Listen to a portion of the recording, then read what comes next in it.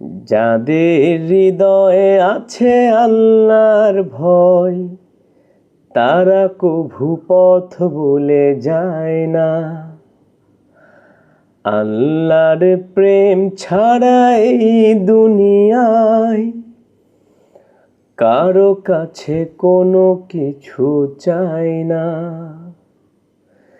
যাদের হৃদয়ে আছে আল্লাহর ভয়, তারা কভু পথ ভুলে যায় না। আল্লাহর প্রেম ছাড়া এই দুনিয়ায় কারো কাছে কোনো কিছু চাই না। রাতের আধারে যারা সিজদাতে রয়, দু চোখের অশ্রুতে নদী যেন বয়। ছলনার হাত ছানি যতই আসুক, পেছনে ফিরে তাকাই না। যাদের হৃদয়ে আছে আল্লাহর ভয়, তারা কভু পথ ভুলে যায় না। আল্লাহর প্রেম ছাড়া এই দুনিয়ায় কারো কাছে কোনো কিছু চাই না। আসসালামু আলাইকুম ভিউয়ার্স। সত্যিকার অর্থে আল্লাহ তাআলার প্রেম ছাড়া এবং তার রাসূলের সাল্লাল্লাহু আলাইহি সাল্লামের মহব্বত ছাড়া কোনো কিছুই চাই না। সত্যিকার অর্থে আসলে আমাদের প্রত্যেকের জীবনের চাওয়া পাওয়াটা এটাই হওয়া উচিত। তো আপনি বা আমি যদি আল্লাহ তাআলার সাথে সম্পর্কটা যদি ভালো করতে চাই, মজবুত করতে চাই, আরও বেশি অটুট করতে চাই, তাহলে আল্লাহ তাআলার যে প্রেরিত যে রাসূল সাল্লাল্লাহু আলাইহি সাল্লাম, যার মাধ্যমে আল্লাহ তাআলা পবিত্র কুরআন আমাদের মাঝে দিয়েছেন, সেই কুরআনটাকে বুঝতে হবে, সেই কুরআনটাকে জানতে হবে। কারণ কুরআন হচ্ছে আপনার পুরো আমাদের যে জীবন ব্যবস্থা রয়েছে, আমাদের জীবন বিধান হচ্ছে কোরআন। আমাদের জীবনটাকে কিভাবে পরিচালিত করা উচিত সেটা আমরা কোরআনের মাধ্যমে জানতে পারি। এবং কোরআনের মাধ্যমে শুধু এটা হয়তোবা অনেক ব্যাখ্যা কোরআনের কিছুটা আপনার অনেক গভীরভাবে দেওয়া আছে, কিন্তু এটাকে আরও বিশদভাবে ব্যাখ্যা করে বিভিন্ন হাদিসের মাধ্যমে রাসূল সাল্লাল্লাহু আলাইহি সাল্লাম। তো আমি এত ব্যাখ্যায় যাব না। আসলে আমি একটা লেভেল থেকে আপনাদেরকে জানানোর চেষ্টা করব, বা আমি যা জানতেছি, চেষ্টা করতেছি আসলেই কোরআনটাকে আসলে শেখা উচিত। এবং কোরআনের কোথায় কি বলেছে এটা আমাদের প্রত্যেকটা মুসলিম, প্রত্যেকটা মুমিন হিসেবে আমাদের এটা একবার একান্ত দায়িত্ব যে আমরা নিজেরা জানা, এবং তার মাধ্যমে, আমার মাধ্যমে বা এই ভিডিওর মাধ্যমে যারা দেখছেন, অ্যাটলিস্ট একজন মানুষ যদি দেখে থাকেন, আপনাকে জানানো। তো আজকে আপনাদের সাথে আমি এই এক নজরে কোরআন, আপনার এই এক নজরে কোরআন সম্পর্কে আপনারা আসলে অনেকে জেনে থাকবেন। এটা হচ্ছে মিজানুর রহমান আজহারির একটা বই কোরআনের উপর। এবং এই বইয়ে হুজুর মিজানুর রহমান আজহারি সাহেব উনি খুব সুন্দর করে কোরআনটাকে তুলে ধরেছেন। এবং কখন কোন সূরার পর কোন সূরা কেন আসলো, এই জিনিসটা আমরা যারা সাধারণ শিক্ষিত মানুষ আছি তারা বুঝি না। তো উনি খুব সুন্দর করে আমাদের জন্য এটাকে উপস্থাপন করেছেন। তো এই পবিত্র কোরআন থেকে ওনার যে বোঝার যে বিভিন্ন মাধ্যম আমাদের সামনে তুলে ধরেছেন, আমি পড়ে যতটুকু আমি আগে, আল্লাহ তাআলা আমাকে তৌফিক দান করুক এর উপর আমল করার, এরপর আপনারা যারা আছেন অডিয়েন্স, তাদেরকে আল্লাহ তাআলা তৌফিক দান করুক। তো প্রথমেই উনি যেই এক নজরের কোরআনের এই বইয়ের মূল বৈশিষ্ট্যগুলো কি আমি আপনাকে বলতে চাই, সেটা হচ্ছে আপনার কোরআন এসছে মানুষকে পথ দেখাবার জন্য, এটা তো আমরা সকলেই জানি। তো কোরআন কথা বলে মানুষের সাথে। একবার কোরআনের সাথে যদি আপনি কথা বলা শুরু করলে আপনি রীতিমতো চমকে উঠবেন। কেন চমকে উঠবেন? আরে কোরআন আমার এতটা আপন, এটা তো জানতামই না। আসলে কোরআন যে আমাদের কতটা আপন, এটা আসলে এই বইটা পড়লে কিছুটা আপনারা অনুধাবন করতে পারবেন। তো এক নজরে কোরআন এমন একটা বই যা আপনার ভেতরটাকে নাড়িয়ে দেবে। বিশেষ করে কোরআনকে আপনার জানার যে তৃষ্ণা আমাদের আরও বেড়ে যাবে। এবং এটির অনুবাদ কিংবা আপনার তাফসির শুধু গ্রন্থ নয়, এই বইতে বরং গোটা কোরআনের আপনার সার নির্যাসকে হুজুর তুলে ধরেছেন, এক নজরে কোরআনে আনার চেষ্টা করেছেন। তো গতানুগত যেই বইগুলো রয়েছে, মানে এটা কোনো ওই ধাঁচের না, কোরআন থেকে পাওয়া লেসনগুলোকে সাজানো হয়েছে আপনার বিভিন্ন ইনফোগ্রাফির মাধ্যমে উনি সাজিয়েছেন, এবং আপনার যাতে কোরআনের বার্তাগুলো খুবই সহজেই আমাদের মনে রাখা যায় বা আমরা যাতে মনে রাখতে পারি, হুজুর এটাকে তুলে ধরেছেন। তো এই বইটিতে অল্প সময়ের জন্য চোখ বুলালে এক একটি সূরার মূল কথা, আপনার মেজর থিম, তারপর হচ্ছে ফজিলত সহ আরও অনেক তথ্য আমরা জেনে নিতে পারবো, এবং খুব অল্প সময়ে আপনার কোন সূরার কখন, কোথায় এবং কোন প্রেক্ষাপটে নাজিল হয়েছে এবং সুন্নাহ থেকে উঠে এসছে সেসব চিত্রও আমরা এই মানে এক নজরে কোরআন বইটা থেকে আমরা পাবো। এবং আপনার এছাড়া মানে রিফ্লেকশনস আর কেস স্টাডিজের জায়গা পেয়েছে আপনার এই মহান এই এই সুন্দর এই বইটিতে। মহান ইমামদের গুরুত্বপূর্ণ বক্তব্যের মানে আপনার সিনোপসিসও এখানে তুলে ধরছে, এবং আমাদের দৃঢ় বিশ্বাস, মানে এই যে বইয়ের যারা এটাকে রচনা করেছেন, মানে ওনাদের দৃঢ় বিশ্বাস যে এই বইটি পড়ার মাধ্যমে হাজারো দৃষ্টিভঙ্গি থেকে কোরআনকে জানার সুযোগ হবে ইনশাআল্লাহ। তো এই নামের রহস্য যদি বলি, কোরআনের 114টা সূরা রয়েছে। এই সূরার নামকরণ কিভাবে হলো, এই আপনার নামগুলো রাখার কারণ বা কী, বা এই কৌতূহলটা অনেকের মধ্যেই তো অনেকে আগে থেকেই এটা জেগে আছে, কিন্তু আমরা অনেকে জানি না। তো এক নজরের মানে কোরআন বইটিতে প্রতিটি সূরার যে নামকরণের রহস্য উদ্ঘাটন করা হয়েছে, এবং এখানে চেষ্টা করা হয়েছে যে এই সূরার পেছনের যে শানে নজুল বা প্রেক্ষাপট কী এটাকে তুলে ধরা হয়েছে। এবং সূরার শুরু, আমরা আসলে অনেকেই জানি না সূরার শুরু এবং শেষ সম্পর্কটা আমরা জানি না অনেকেই। তো একটা সূরার শুরু এবং শেষের কি সম্পর্ক রয়েছে, হুজুর এখানে খুব সুন্দরভাবে কোরআন থেকে এটাকে মানে উপস্থাপন করেছে। মানে কোরআনের সূরাগুলো শুরু আর শেষ দেখা যায়, এবং মানে এটা দারুণ একটা মেলবন্ধন এখানে করেছে উনি।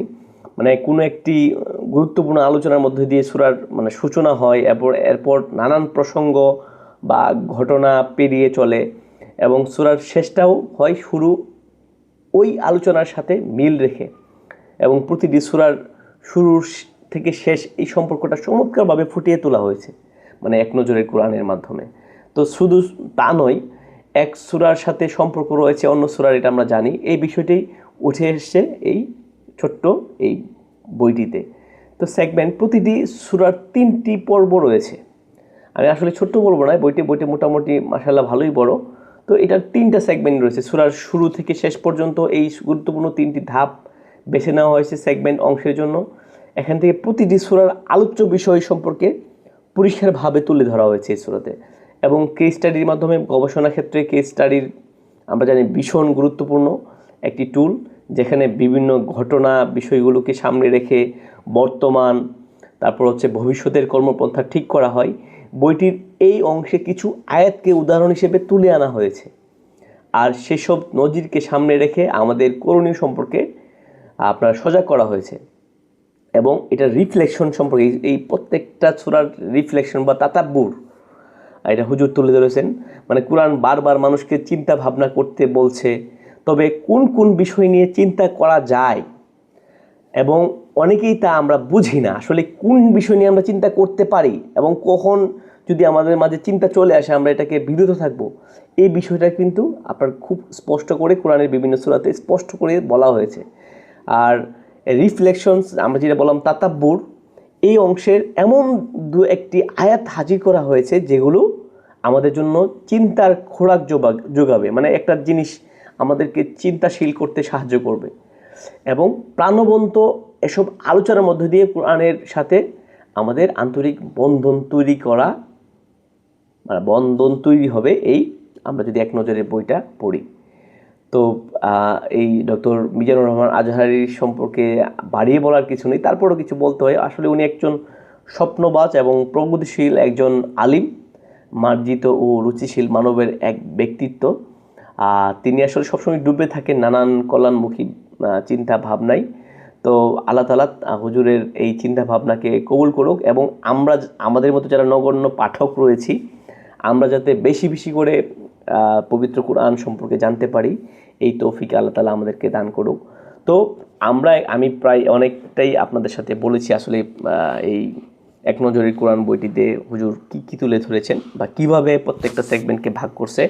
তো আমি এখন আপনাদের সামনে এখন এই বইটিতে আসলেই আমি বইটি পড়েই আপনাদের সামনে পুরোটা চেষ্টা করব আপনাদের সাথে শেয়ার করার, এবং আমি প্রথমত আল্লাহ তাআলা আমাকে কবুল করুক, তারপরে আপনারা যারা শুনছেন তাদেরকে আল্লাহ তাআলা কবুল করুন, আমিন। তো কোরআনের বোঝার মূল নীতি রয়েছে, আসলে কেন আমরা কোরআন বুঝতে চাই বা আমাদের কোরআন বোঝার মেইন ব্যাখ্যাটা কি। প্রথমতই আমাদের নিয়তের যাতে বিশুদ্ধতা আসে। এই কোরআনের এই আপনার বইয়ের শুরুতেই হুজুর এটা তুলে ধরেছেন যে আমাদের এটা আমাদের হাদিসে এসছে, মুসলিম শরীফের হাদিসে 1907 নম্বর হাদিসে, বুখারী শরীফের 1 এবং মুসলিম শরীফের 1907 নম্বর হাদিসে আসছে যে নিশ্চয়ই সকল কাজ নিয়তের উপর নির্ভরশীল, প্রত্যেক ব্যক্তি তাই পায় যা নিয়ত সে করে।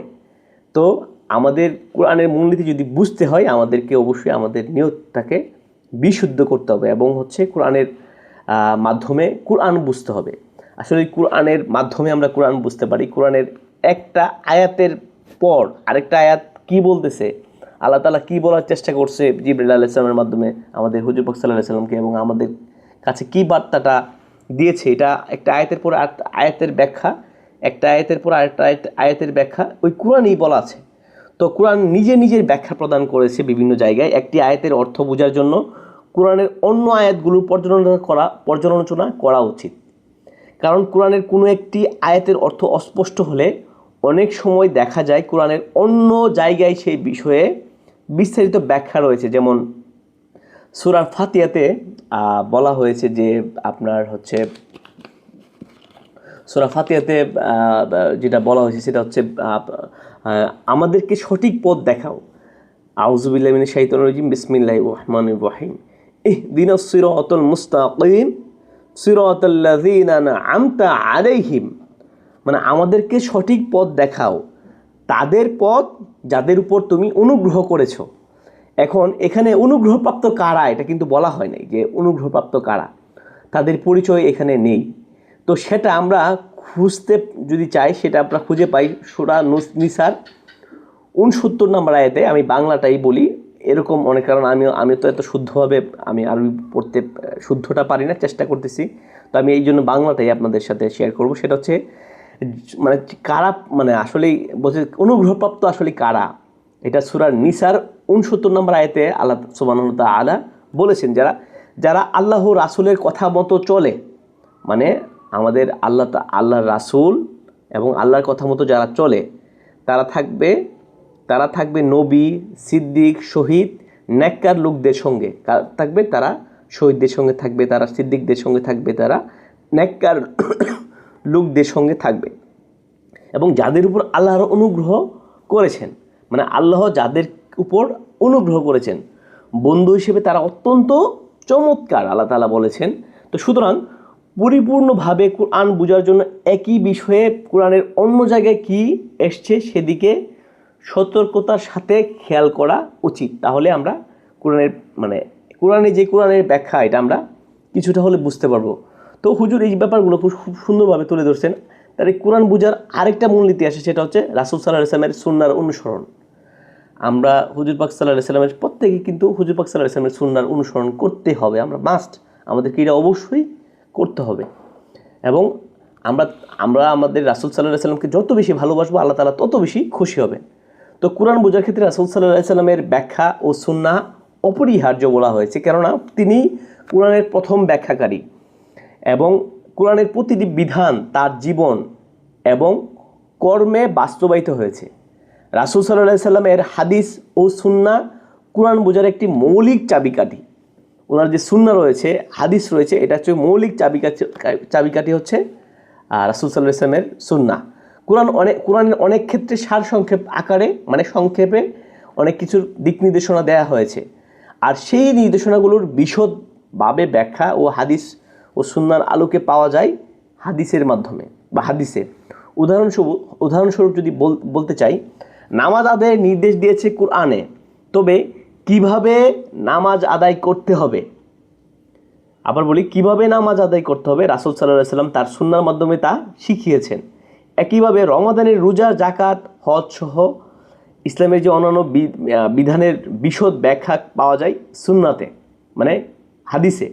আল্লাহ তাআলা বলেছেন বাংলায় এরকম যে, আমি তোমার কাছে পাঠিয়েছি মানুষের আসল দায়িত্ব কার কাছে? রাসূল সাল্লাল্লাহু আলাইহি ওয়াসাল্লামের কাছে। কি আল্লাহ তাআলা মানুষের আসল দায়িত্ব মানে স্মরণ করিয়ে দেওয়ার জন্য এই পয়গাম পাঠিয়েছেন, যাতে মানব জাতির উদ্দেশ্যে যা নাজিল হয়েছে বা যা নাজিল করা হয়েছে সেগুলো তুমি তাদের সামনে স্পষ্ট করে তুলে ধরতে পারো। তো হুজুর পাক সাল্লাল্লাহু আলাইহি সাল্লামকে কোরআনের মাধ্যমে আল্লাহ তাআলা বলছে, এবং এই কোরআনের যে ব্যাখ্যাগুলো বিশদভাবে যেগুলো বলা নাই, সেটা হাদিস শরীফে এগুলোর বিশদ ব্যাখ্যা দেয়া হয়েছে। এবং তৃতীয়, আমি যদি বলি চতুর্থভাবে, যদি মানে কোরআন বোঝার আরেকটা মূলনীতি হচ্ছে সাহাবীদের ব্যাখ্যা, সাহাবী রাদিয়াল্লাহু তাআলা আনহু এবং আনহাগণের ব্যাখ্যার গ্রহণ করা। রাসূল সাল্লাল্লাহু আলাইহি ওয়াসাল্লামের সাহাবীরা ছিলেন কোরআনের প্রথম এবং প্রত্যক্ষ শিক্ষার্থী ছিলেন। তারা রাসূল সাল্লাল্লাহু আলাইহি ওয়াসাল্লামের থেকে কোরআনের ব্যাখ্যা শিখেছেন। কোরআন নাজিল হওয়ার প্রতিটি প্রেক্ষাপট সম্পর্কে তারা কিন্তু জানতেন। সুতরাং তাদের ব্যাখ্যা এবং বিশ্লেষণ কোরআন বোঝার ক্ষেত্রে অত্যন্ত গুরুত্বপূর্ণ।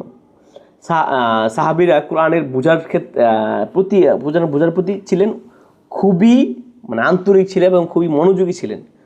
ওহী যখন নাজিল হতো, মানে ওহী নাজিল হতে না হতেই তারা ছুটে যেতেন রাসূল সাল্লাল্লাহু আলাইহি সাল্লামের কাছে। প্রতিটি আয়াতের অর্থ, ব্যাখ্যা, প্রয়োগ সম্পর্কে ভালো মতো রাসূল সাল্লাল্লাহু আলাইহি সাল্লামের কাছ থেকে জেনে নিতেন।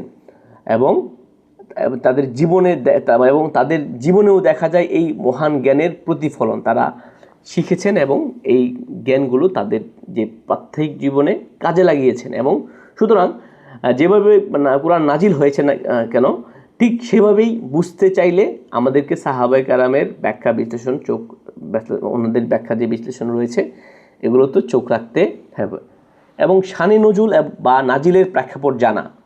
আসলে কোরআনের মানে প্রত্যেকটা আয়াতের পেছনে কিন্তু প্রেক্ষাপট রয়েছে। বিভিন্ন প্রেক্ষাপটে বিভিন্ন সময় বিভিন্ন আয়াত হযরত জিবরাইল আলাইহিস সালামের মাধ্যমে আমাদের রাসূল সাল্লাল্লাহু আলাইহি ওয়াসাল্লামের কাছে আল্লাহ তাআলা কোরআনটাকে নাজিল করেছেন। তো এই যে প্রেক্ষাপটগুলো আমাদেরকে জানতে হবে। তো প্রেক্ষাপটগুলো যদি আমরা বুঝতে পারি, তাহলে কোরআনের সারমর্মটা আরও স্পষ্টভাবে আমরা প্রত্যেকটা আয়াতের সারমর্মটা আমরা বুঝতে পারবো। তো এখানে মিজানুর রহমান আজহারী খুব সুন্দরভাবে বলেছেন যে কোরআনের বহু আয়াত নির্দিষ্ট প্রেক্ষাপটে নাজিল হয়েছে। আসলে প্রত্যেকটা আয়াত কিন্তু কোনো না কোনো উদ্দেশ্যকে মানে সামনে রেখে নাজিল হয়েছে। সেই প্রেক্ষাপট জানলে আয়াতের প্রকৃত অর্থ ও উদ্দেশ্য বোঝা সহজ হয়। শানে নজুলের জ্ঞান ছাড়া আয়াতের মর্মার্থ বোঝা কঠিন। বিষয়টা উদাহরণের মাধ্যমে বেশ স্পষ্ট করা যায়। সূরা মুজাদালার 1 নং আয়াতে দেখুন, বাংলা এরকম: আল্লাহ সেই মহিলার কথা ভালোভাবে শুনেছেন যে তার স্বামীর ব্যাপারে তোমার সঙ্গে তর্ক করেছিল এবং আর আল্লাহর কাছে নালিশ পেশ করেছিল।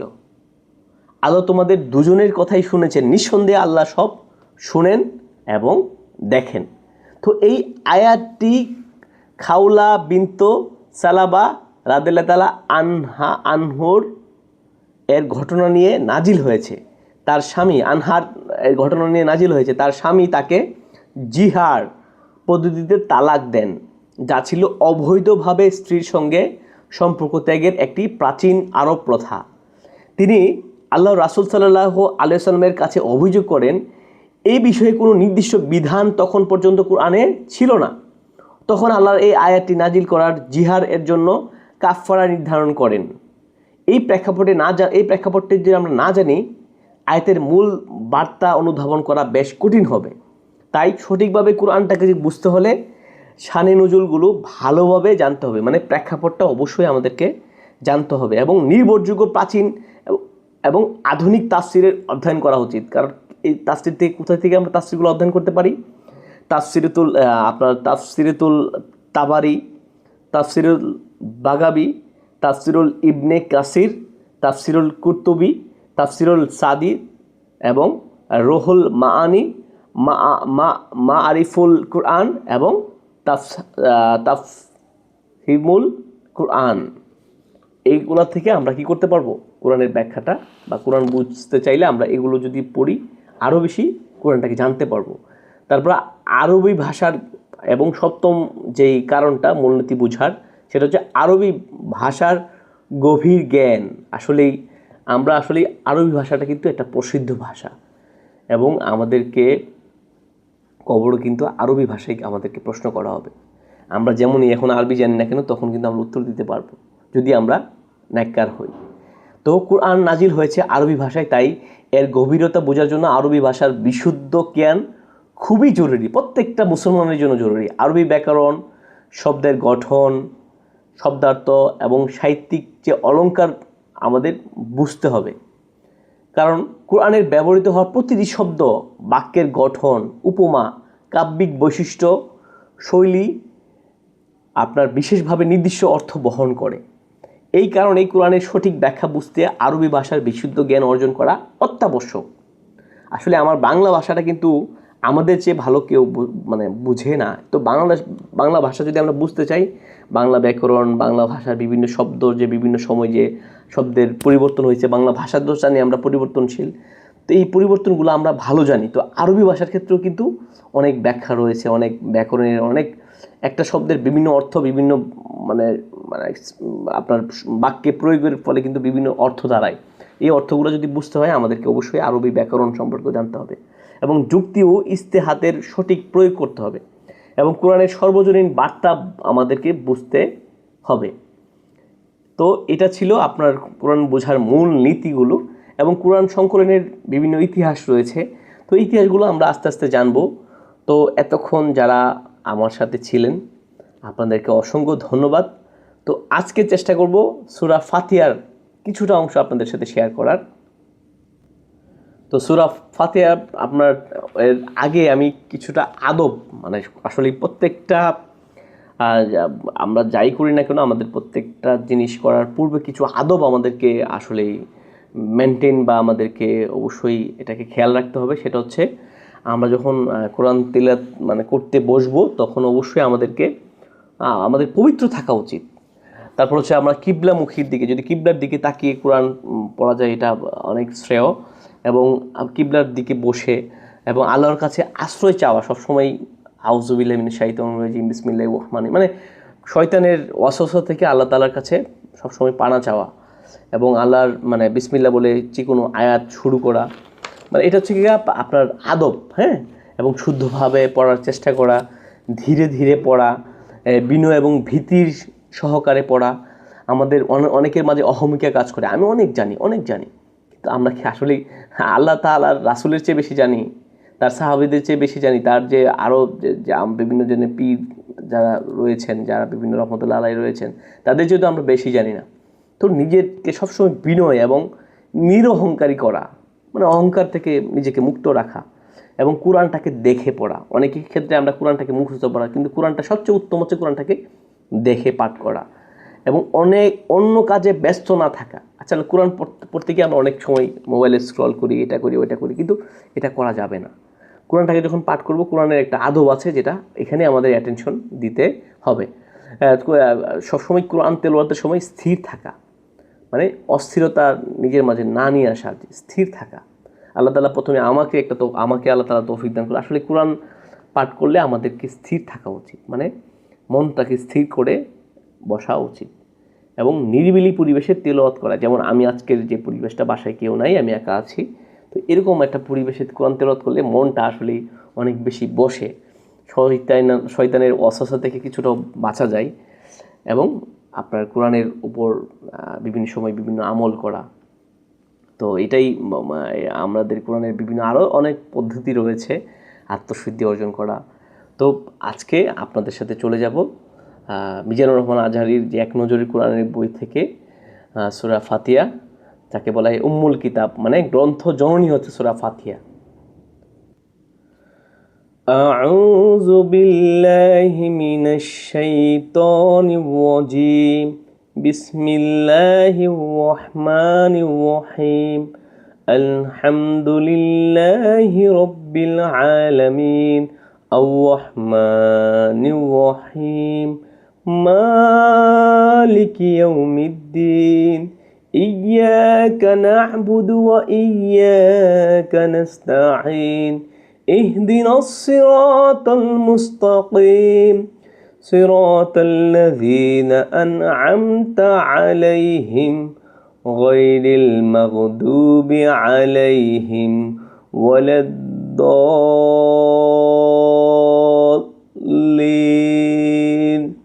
আমিন। তো সূরা ফাতিহা পাঠ করলাম। তো নাজিলের ধারাবাহিকতায় তথা কোন সূরার পর নাজিল হয়েছে তা বিবেচনায় এটি কোরআনের পঞ্চম সূরা। এর আগে সূরা মুদ্দাসসির ও পরে সূরা লাহাব নাজিল হয়েছে।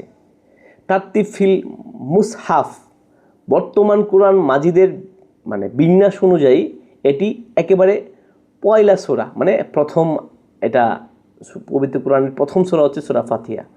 তো শুরুতে আনার কারণ এ সূরাতে অল্প কথায় তুলে ধরা হয়েছে পুরো কোরআনের নির্যাস বা সার কথা।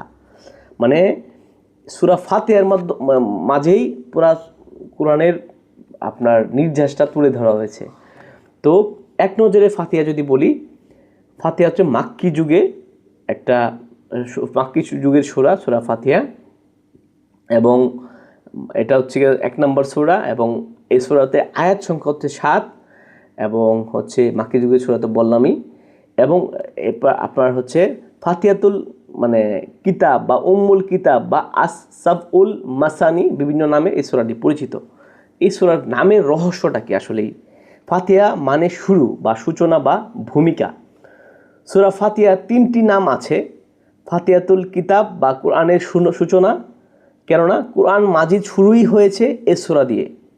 উম্মুল কোরআন বা কোরআনের মূল, কেননা গোটা কোরআনের মূল যে মেসেজ রয়েছে এতে অল্প কথায় জায়গা পেয়েছে। আর 3 নম্বরে আস-সাবউল মাসানি বা বারবার পাঠ করার 7টি আয়াত আপনার এখানে আছে, কেননা সূরা ফাতিহার 7টি আয়াত আছে যেগুলো প্রতি নামাজের বারবার পড়তে হয়, বারবার আমরা শুনে থাকি।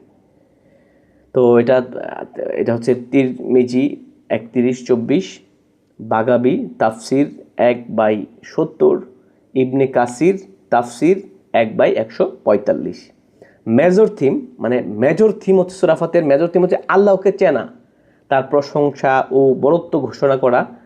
দ্বিতীয়ত কেবল তারই গোলামি করা, একমাত্র আল্লাহ তাআলারই গোলামি করা, দিনরাত তার কাছে সঠিক পথের দিশা চাওয়া। কার কাছে? আল্লাহ তাআলার কাছে সঠিক পথের দিশাটা চাইতে হবে। সূরার শুরু এবং শেষ সম্পর্ক যদি বলি, সূরার শুরুতেই রব হিসেবে আল্লাহ তার কাজ বা দায়িত্বের কথা আল্লাহ তাআলা আমাদেরকে জানিয়েছেন। সেটা হলো বিশ্বজগৎ পরিচালনা করা ও বান্দার প্রয়োজন মেটানো। আর শেষ আবদ বা বান্দা হিসেবে আমাদের দায়িত্ব ও কাজের কথা মনে করিয়ে দিয়েছেন। তা হলো কেবল তারই দাসত্ব করা, তারই কি ইবাদত করা। অন্য সূরার সঙ্গে সম্পর্ক, সূরা ফাতিহার সম্পর্ক বিশেষ কোনো সূরার সঙ্গে নয়, বরং কোরআনের সবগুলো সূরার সঙ্গেই এই সূরার কিছু না কিছু সম্পর্ক রয়েছে। মূলত সূরা ফাতিহার পর বাকি যে সূরাগুলো রয়েছে, সূরা ফাতিহার পর বাকি যে 113টি সূরা রয়েছে সেগুলোর সূরা ফাতিহারই বিস্তারিত ব্যাখ্যা। এজন্যই নামাজের সূরা ফাতিহার সঙ্গে অন্য যে কোনো সূরা মিলিয়ে পড়তে হয়। সুবহানাল্লাহ। শানে নজুল, আসলে এটা কেন নাজিল হয়েছে বা কোন প্রেক্ষাপটে নাজিল হয়েছে? কোরআন কিন্তু গতানুগতিক কোনো বই না। আসলে কোরআনটা কি না কোনো গতানুগতিক বই না। কোরআন হলো জীবন যাপনের প্রেসক্রিপশন। ডক্টররা যেরকম প্রেসক্রিপশন দেয় আমাদেরকে কিভাবে ওষুধ খাইতে হবে, সেমভাবে আমাদের জীবন কিভাবে আমরা পরিচালনা করব, এটার প্রেসক্রিপশন হচ্ছে এই কোরআন। সূরা ফাতিহাতে এটাই বলা হয়েছে। মানুষের এক একটি দরকারে নেমে এসে এর এক একটি সূরা। তো কোন দরকারে কি প্রেক্ষাপটে নাজিল হয়েছে এক একটি আয়াত তার দলিল দস্তাবেজকেই বলে শানে নজুল। প্রায় সবগুলো বিশুদ্ধ তাফসির ঘেটেও সূরা ফাতিহার এরকম কোনো শানে নজুল সন্ধান মেলেনি। বোঝাই যাচ্ছে সূরা ফাতিহা বিশেষ কোনো উপলক্ষ নিয়ে নাজিল হয়নি, ওটা বরং মহান রবের পক্ষ থেকে মুসলিম উম্মার জন্য এক বিস্ময়কর উপহার হিসেবে নাজিল হয়েছে। তবে মহান রব তবে হ্যাঁ, সূরা ফাতিহা যখন নাজিল হয় তখনকার মক্কার চালচিত্র যদি বলি এবং ঘাটাঘাটি করলে কিছু ব্যাপার বুঝতে পারা যায়। তখন পবিত্র কাবা ঘরের আশেপাশে বিস্তর মূর্তি পূজা হতো। সূরা ফাতিহা আল্লাহ শুনিয়ে দিলেন তাওহীদের মর্মস্পর্শ ঘোষণা, আল্লাহ ছাড়া অন্য কারো ইবাদত আর চলবে না। মূর্তি তো দূরের কথা, অন্য কোনো বিশ্বাস বা মতবাদের পূজাও করা যাবে না। আবার ইসলামের ছায়াতলে আসায় তখনকার মুশরিকরা মানে কাফির মুশরিকরা মুসলিমদের উপর অকথ্য নির্যাতন চালাচ্ছিল। সূরা ফাতিহা আল্লাহ শোনালেন সান্ত্বনার সেই বাণী, একটু সবুর করো, একটু সবুর করো, বিচার দিনের যার যা পাওনা সব মিটিয়ে দেওয়া হবে। আর শেষমেশ সরল পথ চাইতে বলার মাধ্যমে সমগ্র মুসলিম জাতিকে তিনি গেঁথে দিলেন একই সুতোয়। আমাদের তাই একটাই পরিচয়, প্রত্যেকেই সরল পথের অনুসারী, ঐক্যবদ্ধ এক মুসলিম জাতি। সেগমেন্ট তো আল্লাহ তাআলা এবং আল্লাহ বান্দা এবং বান্দা তিনটা সেগমেন্টে ভাগ করেছে। আল্লাহ প্রথমত আল্লাহ, প্রথম অংশে আল্লাহ নিজের পরিচয় দিয়েছেন। দ্বিতীয় অংশে আল্লাহ বান্দা মানে আল্লাহ বান্দার মাঝের যে সম্পর্ক, যে চুক্তি তা মনে করিয়ে দিয়েছেন। তৃতীয়ত বান্দার মানে আর শেষ অংশে তুলে ধরা হয়েছে বান্দার পরিচয় এবং ফজিলত। কোরআনের সবচাইতে মর্যাদাপূর্ণ সূরা হচ্ছে মানে সূরা ফাতিহা। নবীজি এক সাহাবীকে বললেন, আমি তোমাকে কোরআনের সবচেয়ে মহামান্বিত একটি সূরা শেখাবো। এই সূরাটি হলো সূরাতুল ফাতিহা। রোগের চিকিৎসা, রাসূল সাল্লাল্লাহু আলাইহি সাল্লাম বলেছেন সূরা ফাতিহা সমস্ত রোগের চিকিৎসা। মানে আমরা যত রোগেই আক্রান্ত থাকি না কেন, সমস্ত রোগের চিকিৎসা হচ্ছে সূরা ফাতিহা। সুবহানাল্লাহ। উজ্জ্বল আলো। একবার জিবরাইল আলাইহিস সালামের সঙ্গে বসেছিলেন নবীজি সাল্লাল্লাহু আলাইহি সাল্লাম। এমন সময় আসমানে একটা দরজা খোলার আওয়াজ শোনা গেল। এই দরজাটি এর আগে কখনো খোলা হয়নি। তখন ওটা নিয়ে নেমে এলেন এক ফেরেশতা। নবীজিকে সালাম দিয়ে বললেন, হে আল্লাহ নবী, দুটো আলোর সুসংবাদ গ্রহণ করুন, যে আলো দুটো শুধু আপনাকেই দেওয়া হয়েছে। সুবহানাল্লাহ। আপনার আগের কোনো নবীকে দেওয়া হয়নি। ওখান থেকে একটি হরফ পাঠ করলেও বিনিময়ে আপনাকে প্রতিদান দেওয়া হবে। সুবহানাল্লাহ। কি প্রতিদান দেওয়া হবে? কজ অ্যান্ড ইফেক্ট, মানে বিশ্বজগৎ নিয়ে আপনি যত বেশি চিন্তা ভাবনা করবেন আল্লাহ তাআলাকে আমরা তত বেশি চিনতে পারবো। তো আল্লাহ তাআলার এই সূরার মাধ্যমে আল্লাহ তাআলার ক্ষমতা ও অনুগ্রহ স্বীকৃতি দিয়েছেন। বিচার দিবসের যে সত্যায়ন এটা উনি এখানে প্রকাশ করেছেন এবং দাসত্বের ঘোষণা ও সাহায্য প্রার্থনা করতে বলা হয়েছে। এবং সেন্ট্রাল থিম এই সূরার সেটা হচ্ছে পূর্ণাঙ্গ প্রার্থনা, মানে সর্বশক্তিমান আল্লাহর কাছে সঠিক পথ এবং সফলতা চাইতে হবে এবং আল্লাহর ক্ষমতা এবং অনুগ্রহ স্বীকৃতি দিতে হবে যে আল্লাহ বিশ্বজগতের অধিপতি, রাজা ধীরাজ। এই বিশেষণ শুধু তার বেলাতেই সাজে। তবে অসীম ক্ষমতার অধিকারী হলেও তিনি তার বান্দাদের বেলায় ভীষণ দয়াবান। প্রশংসা কেবলই আল্লাহ সুবহানাল্লাহু তাআলা জন্য। বিচার দিবসের সত্যায়ন, মানে একমাত্র আল্লাহই এই বিশ্বজগতের সৃষ্টি করেছেন। তিনি তার বান্দাদের আলোর বাতাস পানি জুগিয়েছেন এবং তিনি কিয়ামতের দিন বান্দার সকল কাজের হিসেব বুঝে নেবেন। দাসত্বের ঘোষণা ও সাহায্য প্রার্থনা। মহামহিম এই রবের সামনে কেবল মানুষ মাথা নোয়াতেই পারে আর সাহায্য চাইতে পারে শুধু তার কাছেই।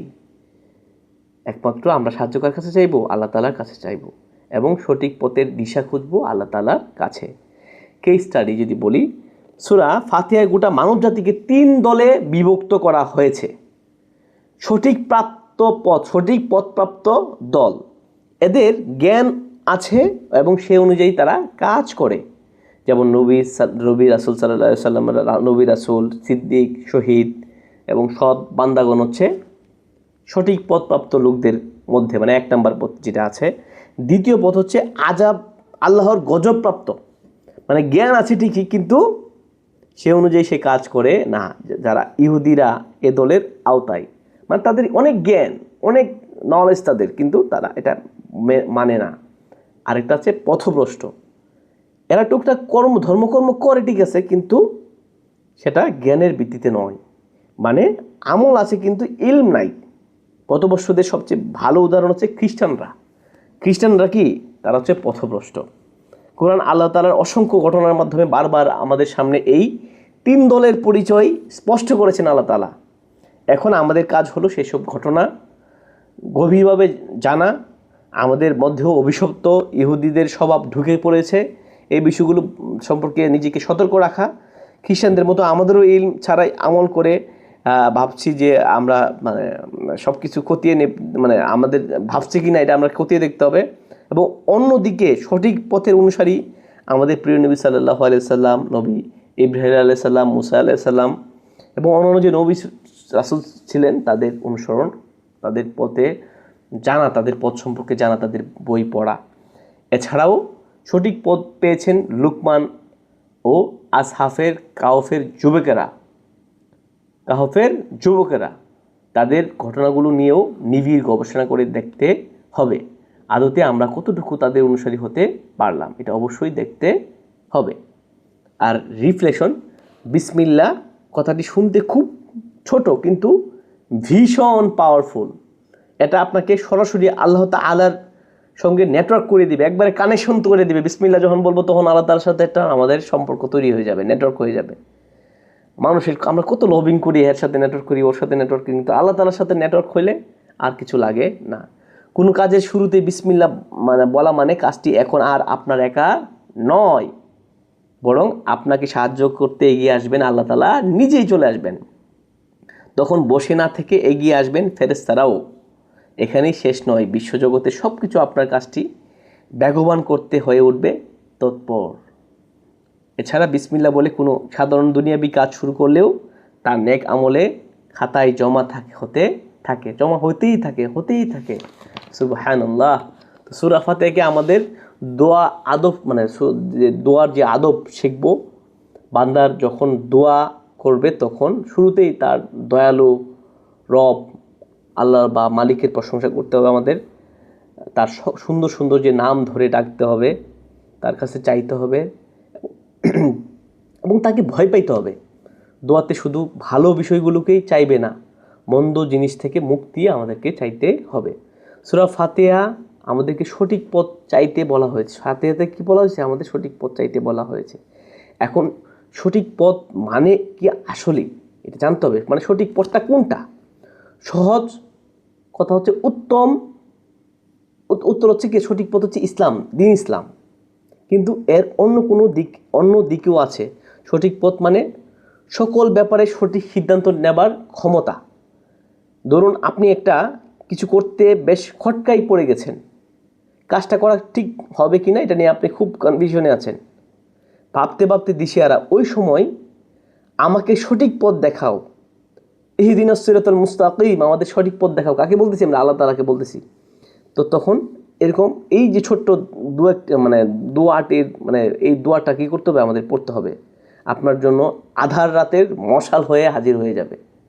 আপনি পরিষ্কার বুঝতে পারবেন কাজটি করা আদৌ ঠিক হচ্ছে কি না।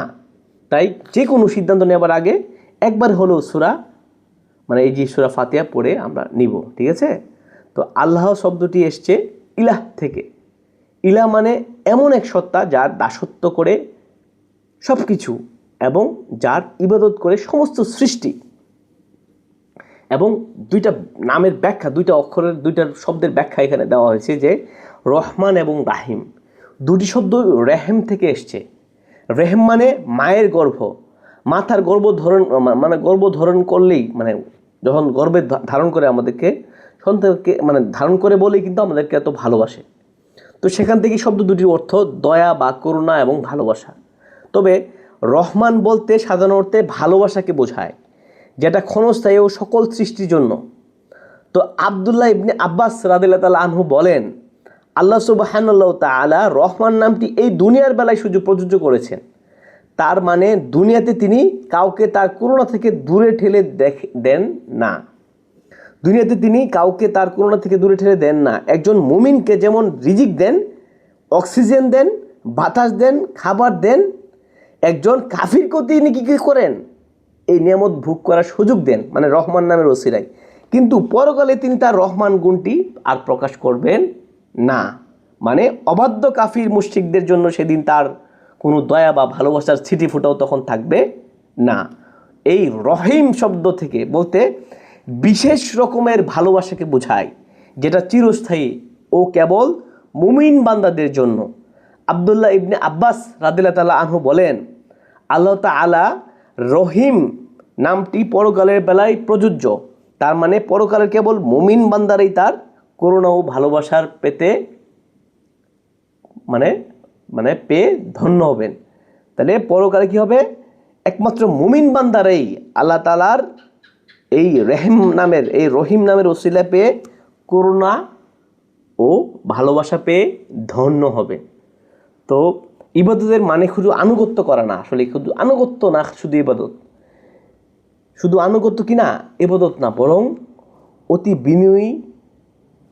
বিনয় ও ভক্তির সাথে আমাদেরকে আনুগত্য প্রকাশ করতে হবে। আল্লাহ যা করতে বললেন বিনা বাক্যে তা মেনে নেওয়াকেই সত্যিকার অর্থে ইবাদত বলে। মানে আল্লাহ তাআলা যা বলছে উইদাউট এনি এক্সপ্লেনেশন তা মেনে নিতে হবে, এটাই আসলে ইবাদত।